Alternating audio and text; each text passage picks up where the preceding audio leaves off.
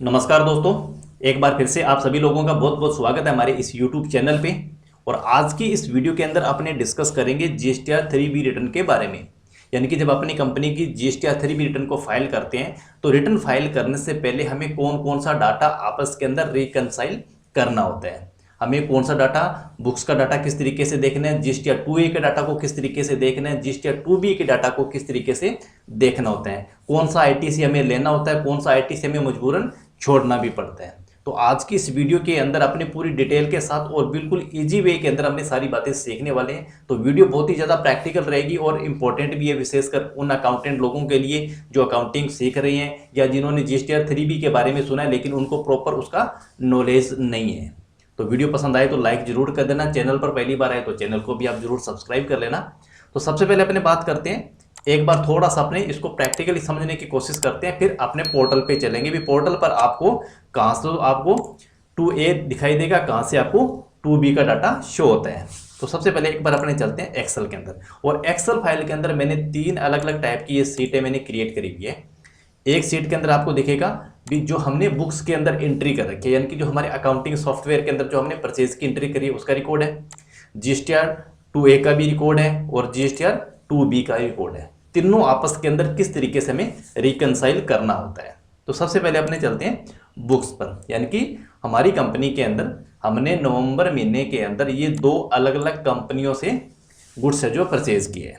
जो मैंने इसका रिकॉर्ड यहाँ बना दिया, आपको मैं एक बार दिखा देता हूँ। जैसे एक ABC ट्रेडिंग कंपनी है और एक XYZ ट्रेडिंग कंपनी। नाम मैंने ये डेमो के लिए लिखा हुआ है।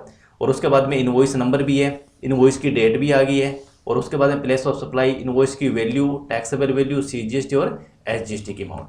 ठीक है, ये जब अपने परचेज की एंट्री करते हैं तो ये हमारा अकाउंटिंग सॉफ्टवेयर में GSTR 2 के अंदर इस तरीके से ये दिखा देते हैं। ठीक है, तो ये तो होगी हमारी परचेज की एंट्री जो हमने हमारे बुक्स के अंदर कर रखी है। अकाउंटिंग सॉफ्टवेयर आपके पास कोई हो सकता है, अपने अकाउंटिंग सॉफ्टवेयर की बात नहीं कर रहे। अब ये आगे हमारी नवंबर महीने में अपने 2 अलग अलग पार्टियों से परचेज किया। तो अपने परचेज किया हुआ है तो अब हमें ये देखना है भी टोटल हमने टैक्स कितना गवर्नमेंट को पे कर दिया। तो अगर अपने CGST और SGST के अमाउंट को अगर अपने यहाँ पर ऐड करते हैं तो आप देखोगे फिर टोटल हमारा जो ITC है वो 11,653 रुपये और 38 पैसे का CGST है और इतना ही SGST की अमाउंट है। तो यानी कि इतना ITC हमें अब नवंबर 2024 मंथ की जब अपने GSTR रिटर्न फाइल करेंगे तो उसके अंदर हमें ITC क्लेम करना होगा। लेकिन अब अपने चलते हैं GSTR 2A पे। अब एक GSTR 2A होगा और एक GSTR 2B होगा। अब इन दोनों में डिफरेंस क्या होता है, सबसे पहले अपने एक बार इस पे भी थोड़ा सा डिस्कस कर लेते हैं, फिर अपने थोड़ा सा डिटेल के साथ चलते हैं। अब GSTR 2 के अंदर क्या होगा, ये हमारा चाहे 2A की बात कर लो चाहे आप 2B की बात कर लो, दोनों के अंदर हमें ITC से रिलेटेड डाटा हमारा शो होता है। यानी कि एक तरीके की हमारी जो भी इनवार्ड सप्लाई है, जो हमने गुड्स परचेज किया है या हमने कोई सप्लाई परचेज करी है, या अगर हमारा कोई सप्लायर उसने कोई क्रेडिट नोट या कोई डेबिट नोट इशू किया है तो उसी से रिलेटेड हमें 2A और 2B के अंदर हमें रिकॉर्ड है जो दिखता है। लेकिन 2A के अंदर आपको कौन सा डाटा दिखता है, जैसे ही हमारा जो सप्लायर है जिनसे हमने गुड्स परचेज किया है उसने अपनी GSTR 1 फाइल करी, ठीक है, जैसे वो 1 फाइल करेगा तो उसका जो रिकॉर्ड है हमारे 2A के अंदर शो होना स्टार्ट हो जाएगा। अब देखो GSTR 1 रिटर्न फाइल करने की डेट क्या होती है, लास्ट तारीख होती है 11। और अगर आपने बात करें IFF की तो ये आप 13 तारीख तक अपने रिपोर्ट के अंदर दे सकते हैं भी हमने हमारे कस्टमर को इतने इतने रुपए का इस इनवॉइस के थ्रू है जो सामान है जो सेल किया हुआ है। लेकिन अब मान लीजिए हमारा कोई सप्लायर है, ड्यू डेट थी 11 तारीख, लेकिन जो हमारा सप्लायर है उसने रिटर्न फाइल करी है 14 तारीख को। यानी कि अपने कह सकते हैं भी अब जैसे मान लीजिए अपने कौन सी महीने की रिटर्न फाइल कर रहे हैं, नवंबर की, ठीक है ना। तो अब ये नवंबर महीने के अंदर क्या होगा भी जो भी हमारा सप्लायर था उस सप्लायर ने अगर 11 दिसंबर 2024 तक अपनी रिटर्न फाइल कर दी है तो उसका डाटा हमें 2A के अंदर भी दिखेगा और 2B के अंदर भी दिखेगा। और अगर हमारा सप्लायर ने रिटर्न 14 तारीख को फाइल करी है अपनी GSTR 1 को तो वो डाटा हमें 2A के अंदर तो शो होगा लेकिन वो 2B के अंदर शो नहीं होगा। तो ये हमारा 2A और 2B के अंदर फर्क होता है। यानी कि जो ड्यू डेट से पहले अगर अपनी रिटर्न हमारा जो सप्लायर है वो फाइल कर देता है तो रिकॉर्ड हमारा 2A के अंदर भी दिखता है और 2B में आएगा। जो ड्यू डेट के बाद दिखेगा तो 2A के अंदर तो दिखेगा, बट वो 2B के अंदर नहीं आएगा। इसीलिए ये मैंने दो अलग अलग फाइल है जो यहाँ पर क्रिएट कर रखी है, ताकि अपने इजी तरीके से समझ में आ जाए। अब अपने बात करते हैं GSTR 2 की। ठीक है, अब 2 के अंदर क्या हो रहा है, अब 2 के अंदर भी हमारे पास में वो दोनों इनवॉइस आ रहे हैं। कौन से? जो हमारे पास में बुक्स की एंट्री में भी थे। आप देखोगे यहाँ पे XYZ, और यहाँ पे इनवॉइस की वैल्यू देखें तो 8410 और 3242 रुपये 88 पैसे का। और यहाँ पर भी अपने बात करें तो ये पार्टी का नाम दोनों ही आ रहा है, ABC ट्रेडिंग कंपनी है। ठीक है, और उसके बाद में अपने यहाँ चलते हैं तो यहाँ अगर आप देखोगे, अब इसके अंदर क्या हुआ, भी GSTR 1 फाइलिंग कब करी है, ABC कंपनी ने कब फाइल करी है। इसको अपने थोड़ा सा कम करते हैं। अब यहाँ देखोगे भी जो हमारी जो फर्स्ट सप्लायर है उसने रिटर्न कब फाइल करी, 9 नवंबर को, और जो हमारा दूसरा सप्लायर था उसने कब करी है, 15 नवंबर को, यानी कि ड्यू डेट के बाद में हमारा डाटा आया है GSTR 2A के अंदर। अब अपने चलते हैं GSTR 2B के अंदर। तो अब 2B के अंदर क्या होगा, अब हमें 2B के अंदर उसी सप्लायर का डाटा हमें दिखेगा जिसने जो रिटर्न अपनी टाइम पे फाइल कर दी। अब देखो ABC ट्रेडिंग कंपनी का डाटा आपको GSTR 2B के अंदर यहाँ आपको दिखेगा। तो ये हमारी GSTR 2B है और ये 2A है। तो 2A के अंदर तो हमारा चाहे ड्यू डेट से पहले करिए चाहे ड्यू डेट के बाद में रिटर्न फाइल करिए, जैसे ही रिटर्न फाइल करिए डाटा 2A के अंदर आपका शो होना स्टार्ट हो जाएगा। लेकिन अब जो इस ABC की ट्रेडिंग कंपनी है जो सप्लायर हमारा, इसका जो ITC है, अब इसका ITC कितना है, ABC का आप देखोगे तो यहाँ देखोगे आप 8410 रुपये और 50 पैसे का है। ठीक है, और 2B के अंदर अगर अपने बात कर रहे हैं तो 2B के अंदर भी आपको 8410 रुपये 50 पैसे का ही ITC है। तो अब क्या होगा, अब ये होगा भी आपका ये जो ITC है 3242 रुपये वाला।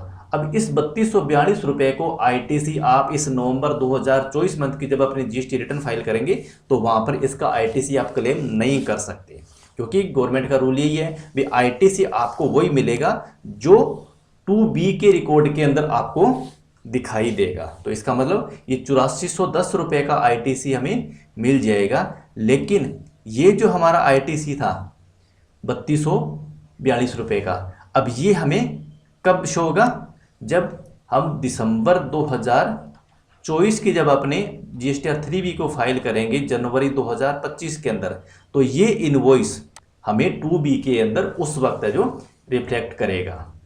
किस वक्त में, दिसंबर 2024 की जब अपने GSTR 3B को फाइल कर रहे होंगे तब हमें ये वो रिकॉर्ड है जो हमारे 2B के अंदर दिखाई देगा। तो उस वक्त हम क्या करेंगे, ये हमारा जो ITC है 3242 रुपये का अपने GSTR 3B दिसंबर 2024 मंथ की जब रिटर्न अपने फाइल करेंगे तो उसके अंदर ऐड करेंगे। तो फिलहाल हमें जो नवंबर 2024 की जब अपने GSTR 3B को फाइल करेंगे तो हमें केवल 8410 रुपये का ही ITC मिलेगा। तो ये ITC अब ये हमारी मजबूरी होगी कि ये ITC अब हमें यहाँ पर छोड़ना पड़ेगा। लेकिन आप कहेंगे हमने तो परचेज किया, हमारे पास तो इनवॉइस भी है।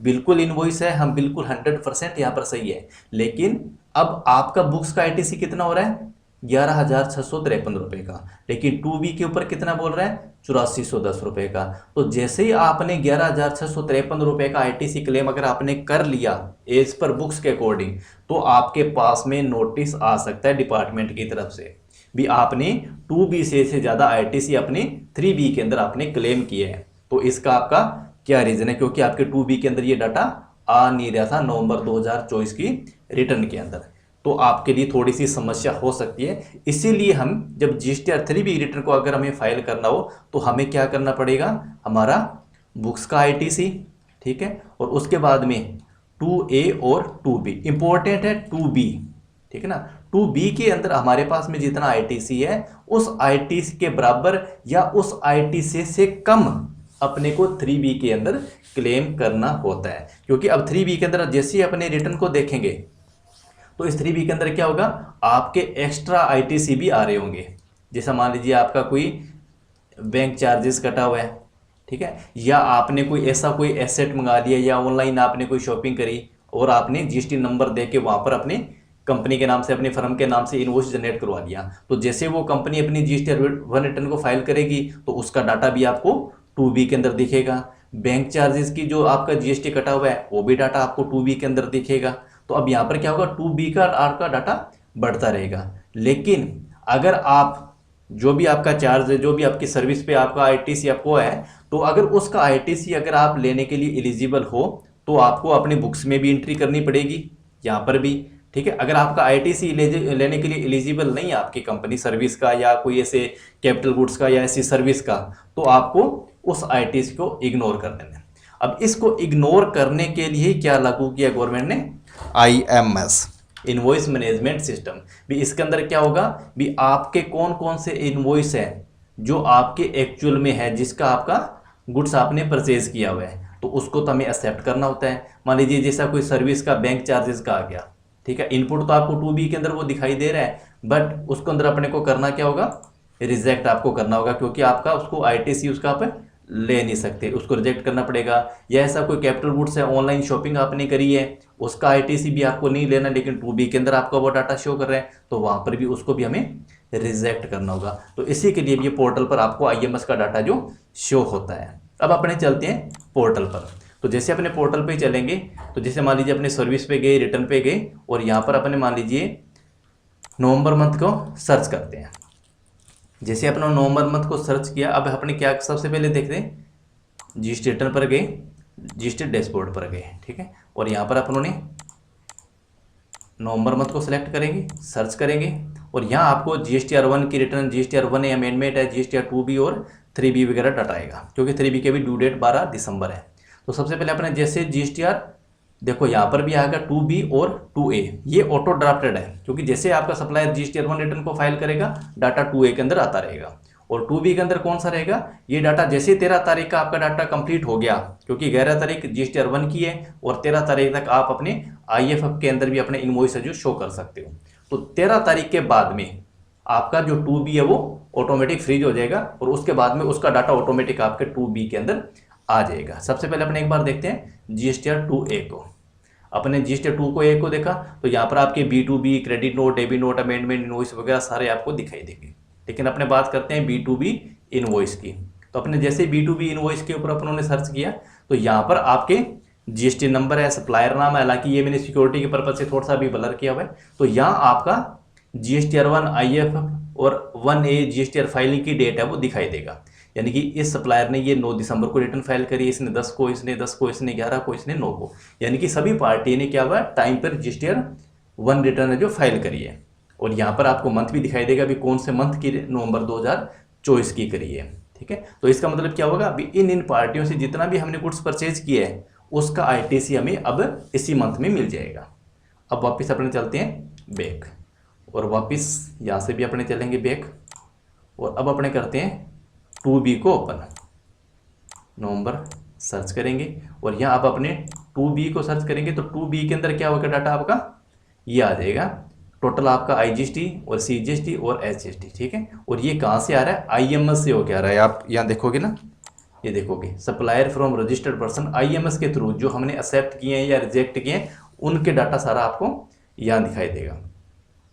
अपने यहाँ पर इनवॉइस को देखते हैं IMS के, तो जैसे इनवॉइस को देखेंगे तो यहाँ पर टोटल वो इनवॉइस की डिटेल आ जाएगी। यहाँ पर आपका पूरी डिटेल आएगी, इनवॉइस का नंबर है, इनवॉइस की डेट क्या है, इनवॉइस का टैक्सेबल वैल्यू कितनी है, CGST कितना है, HGST कितना है, IGST कितना है, वो डाटा सारा आपको यहाँ पर दिखाई देगा। अब अपने चलते हैं एक बार IMS पे। IMS आपको सर्विस पे जाएंगे, सर्विस पे जाने के बाद रिटर्न पे जाएंगे, तो आपको इनवॉइस मैनेजमेंट सिस्टम IMS यहाँ दिखाई देगा। और अब हमें इनवर्ड सप्लाई के लिए चाहिए, हमें इनवॉइस जो परचेज इनवॉइस है वो हमें सेलेक्ट करने, तो यहाँ पर आपके सामने वो ऑप्शन आते हैं भी आपने कितने इनवॉइस एक्सेप्ट किए हैं, कितने रिजेक्ट किए हैं, कितने आपके पेंडिंग में पड़े हुए हैं। तो जो जो आपने एक्सेप्ट कर दिए उसका ITC आपको 2B के अंदर चला जाएगा, जो रिजेक्ट कर दिया उसका ITC 2B के अंदर जो नहीं जाएगा। तो इसीलिए हमें GSTR 3B रिटर्न को फाइल करने से पहले बुक्स और 2B का डाटा आपस में रिकंसाइल करना बहुत जरूरी होता है। और जो 2B का डाटा है, अब ये हमारा सारा बेस है जो IMS के ऊपर आके रुक चुका है। अब IMS हमारा तय करेगा भी आपको कितना ITC लेना है और कौन कौन सा ITC आपको छोड़ देना है। वीडियो पसंद आई तो लाइक जरूर कर देना, और चैनल पर पहली बार आए तो सब्सक्राइब जरूर कर लेना। और आज की इस वीडियो को देखने के लिए आपका बहुत बहुत धन्यवाद।